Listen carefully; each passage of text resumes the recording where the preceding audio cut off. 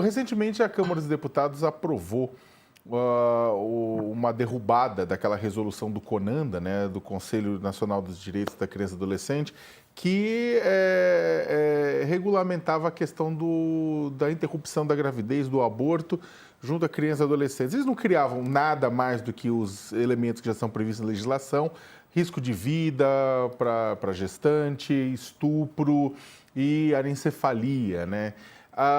E o que acontece é que eles derrubaram, e um dos elementos que estava previsto ali naquilo era que você tornava desnecessário a anuência do responsável, porque muitas vezes o responsável é quem estuprou a própria filha, a própria neta, a própria sobrinha, a irmã, tornando ela grávida, e a família não deixa, porque muitas vezes uma mãe... Esse caso até eu achei meio gabarito, assim, porque uma mãe fala, não, primeiro proteger meu marido, depois que se dane a minha filha.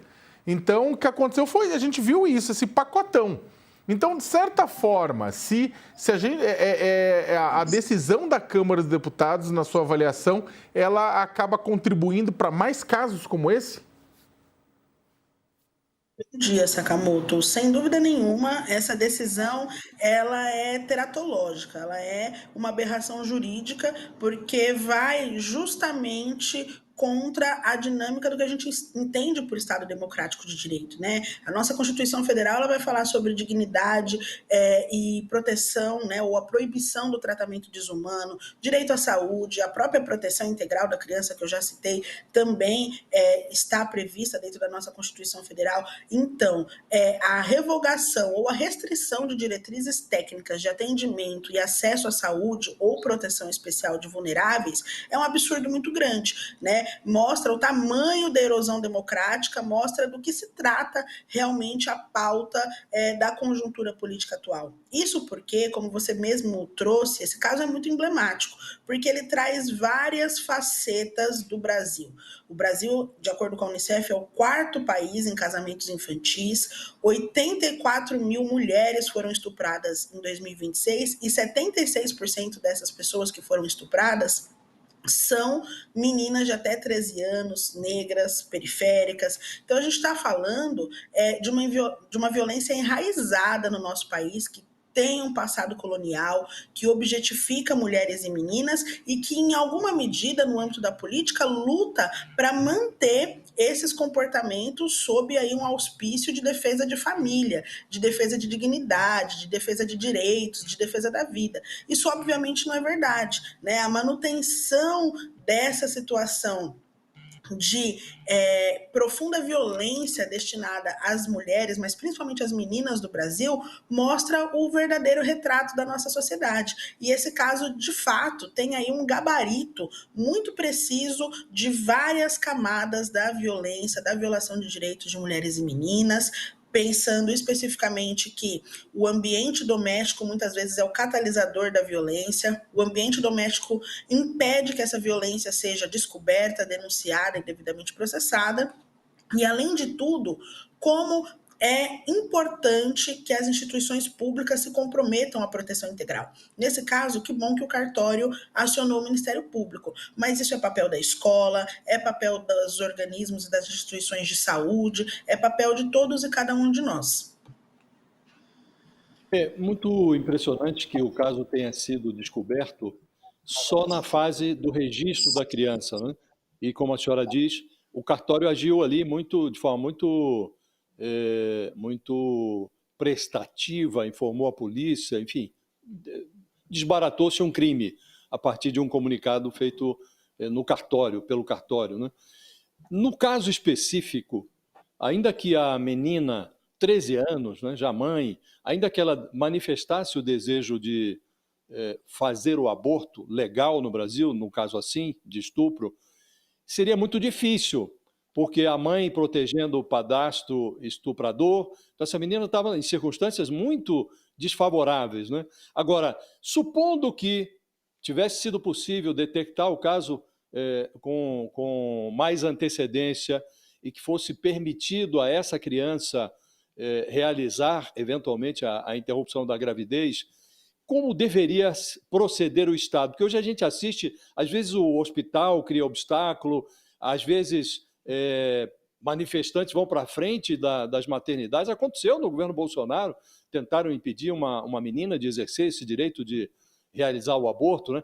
Como deve reagir o Estado, agir o Estado, esses agentes todos, escola, hospital, num episódio como esse, em que o estuprador é o padrasto e a mãe tenta protegê-lo?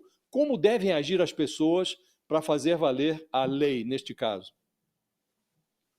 Sem dúvida nenhuma, é muito importante pensar esse aspecto, principalmente porque nós estamos falando de um crime hediondo, nós estamos falando do estupro de vulnerável. Considerando inclusive a idade dessa criança, não há o que se falar sobre consentimento ou discutir, inclusive, o direito ao acesso, né, do aborto legal.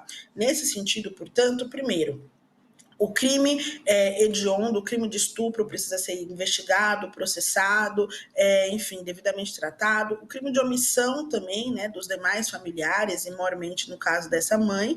E o acesso ao abortamento legal, que é um direito básico dessa criança, um direito inerente à sua existência, ele tem que ser feito por meio dos equipamentos de saúde, com confidencialidade, com garantia de acolhimento psicossocial e, principalmente, sem a necessidade de acionamento judicial. Ou seja, o judiciário e os órgãos de controle devem sim acompanhar esse tipo de caso, mas não é o judiciário que necessariamente confere o direito do acesso ao abortamento legal. Isso significa dizer que é necessário acolher, tanto do ponto de vista psicossocial quanto do ponto de vista jurídico, essa vítima de uma forma mais complicada, fazendo com que o direito ao acesso ao abortamento legal lhe seja garantido e os acompanhamentos e acolhimentos posteriores ao fato também. Trata-se de uma criança que foi vítima de um crime hediondo e que, portanto, precisa de uma série de acessos, de uma série de conferências de direito no sentido de reparação dessa pessoa, dessa criança enquanto vítima, né? É importante falar que o abortamento legal, principalmente nos casos de estupro de crianças e adolescentes, é uma medida reparatória, uma medida de reparação da dignidade da vítima e que, portanto, deve ser acessível, descomplicado e com medidas de acolhimento, tanto do ponto de vista psicossocial, quanto também em âmbito judicial. Qual é a punição para a mãe dessa menina? Eu fiquei curiosa também com isso, porque ela saiu em defesa do padrasto, né? A investigação diz que ele é o responsável, né? A gente não sabe o teor dessa investigação, não foi divulgado, como é que isso foi divulgado, como é que eles chegaram a essa conclusão, né? E é isso que é muito difícil também, né, doutora? Porque assim, como se dá uma investigação como essa? A mãe da menina, talvez a pessoa que seja próxima ali, próxima do padrasto, próxima da filha, né? Ela diz que ele é inocente. Aí agora a decisão é de retirar dela a guarda, né? Primeiro, essa medida é correta, tirar dela a guarda? Ela pode ser condenada a alguma pena? Queria ouvi-la a respeito da responsabilidade da mãe da menina de 13 anos. Perfeito. Esse caso fala especificamente sobre as omissões dessa mãe e do afastamento do poder familiar. Nesse caso, o afastamento do poder familiar parece ser uma medida extremamente adequada, considerando a situação de risco e vulnerabilização que essa adolescente tinha dentro de casa. Então, o primeiro passo, de fato, é afastar o poder familiar para que a mãe, inclusive, não acesse essa criança ou não a vulnerabilize. Além disso, infelizmente está muito ruim a conexão com a doutora Marilisa, uma pena. Mas é muito grave isso, né, Josias? Porque a gente está falando da mãe da menina. Assim, a dor dessa menina de 13 anos, né? Assim, não dá para imaginar, né? Você não conseguir nem ser protegida pela sua própria mãe, nesse caso. É uma situação realmente que está ali nas fronteiras do paroxismo, né? Tudo muito absurdo, né? A mãe que se acumplicia com o marido estuprador da enteada, né? E o que é mais incômodo, Fabiola, é a sensação de que uma lei como essa, que assegura a interrupção da gravidez em determinados casos, né? Quando há risco para a mãe, quando há um feto anencéfalo em casos de estupro, essa lei tem 85 anos, vigora há 85 anos. Está lá no Código Penal há 85 anos. E tem-se a impressão de que ainda não há segurança para aplicar uma lei tão antiga, sobretudo nesses casos que envolvem menores de idade, crianças estupradas. Estamos falando de uma criança de 13 anos. Né? E não há um aparato do Estado para assegurar o cumprimento dessa lei, que, em última análise, significa assegurar que uma menina estuprada seja tratada como uma questão de saúde pública. O estuprador é um problema de direito penal, tem que ser julgado, punido, trancafiado, com todos os rigores que a lei prevê.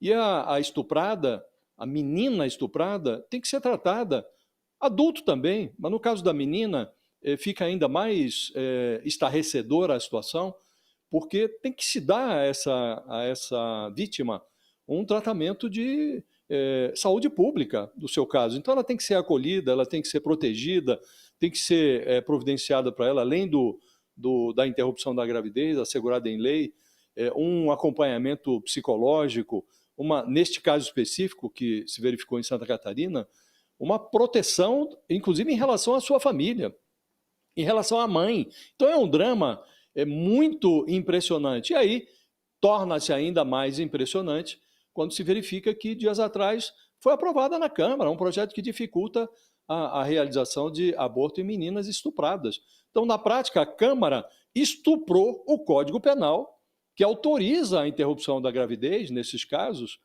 violentou uma legislação que vigora há 85 anos. Então, é preciso que o Senado intervenha para interromper, porque hoje os deputados deixaram o Brasil grávido da estupidez. Então, é preciso que o Senado intervenha para interromper essa gravidez que submete o país ao risco da estupidez, do flerte com a estupidez. O Senado precisa abortar a estupidez e o Estado precisa se aparelhar a essa intervenção, aí, o documento, a regulamentação do CONANDA, lá, essa fixação de normas para